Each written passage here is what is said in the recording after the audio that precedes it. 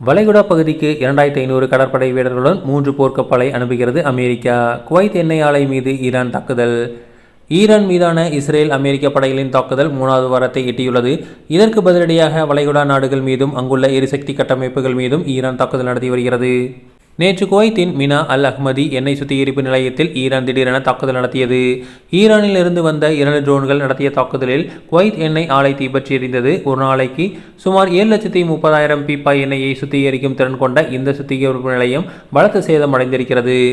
கடந்த புதன்கிழமையன்று பாரசீக வளைகுடாவில் உள்ள ஈரானின் மிகப்பெரிய தெற்கு பார்ஸ் கடல் இயற்கை எரிவாயு வயல் மீது இஸ்ரேல் குண்டு வீசியதைத் தொடர்ந்து வளைகுடா அரபு நாடுகளில் உள்ள எரிசக்தி தளங்கள் மீதான தனது தாக்குதல்களை ஈரான் தீவிரப்படுத்தியுள்ளது.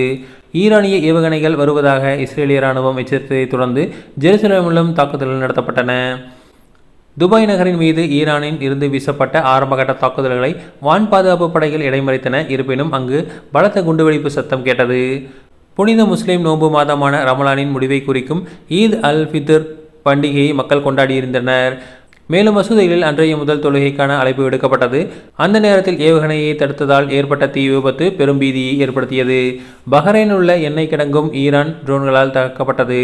இதனால் அந்த எண்ணெய் கிடங்கு பற்றி எரிந்தது. சவுதி எண்ணெய் கிடங்கை குறிவைத்து வந்த ஈரான் நாட்டு ட்ரோன்கள் சுட்டு வீழ்த்தப்பட்டன. வளைகுடா நாடுகள் மீது ஈரான் நடத்திய தாக்குதலுக்கு பதிலடியாக ஈரான் நாட்டின் எரிசக்தி உள்கட்டமைப்புகளை குறிவைத்து இஸ்ரேல் மீது 10க்கும் மேற்பட்ட ஏவுகணைகள் வீசி நேற்று அதிரடி தாக்குதல் நடத்தியது. ஈரான் மீது தொடர்ந்து தாக்குதல் நடத்துவதோடு மட்டுமல்லாமல் ஈரான் ஆதரவு பெற்ற ஹிஸ்புல்லா அமைப்பை குறிவைத்து லெபனான் மீதும் தொடர்ந்து தாக்குதல் நடத்தி வருகிறது. நேற்று சிரியா மீதும் அதிரடி தாக்குதல் நடத்தப்பட்டது. சிரியாவில் உள்ள போராளிகளின் வாகன அணிவகுப்புகள் மீது ஏவுகணை தாக்குதல்கள் நடத்தியதுடன் மத்திய டமாஸ்கஸில் உள்ள சிரியா பாதுகாப்பு அமைச்சகத்தின் தலைமையகத்தையும் தாக்கியுள்ளது.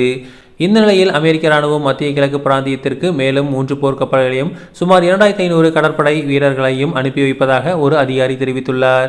USS பாக்சர் போர்க்கப்பல் மற்றும் 2 நீர்நில தாக்குதல் கப்பல்கள் ஆகியவற்றுடன் 11வது கடற்படை பயண பிரிவைச் சேர்ந்த சுமார் 2500 வீரர்கள் சான்டியோகாவிலிருந்து மத்திய கிழக்கை நோக்கி புறப்பட்டுள்ளனர்.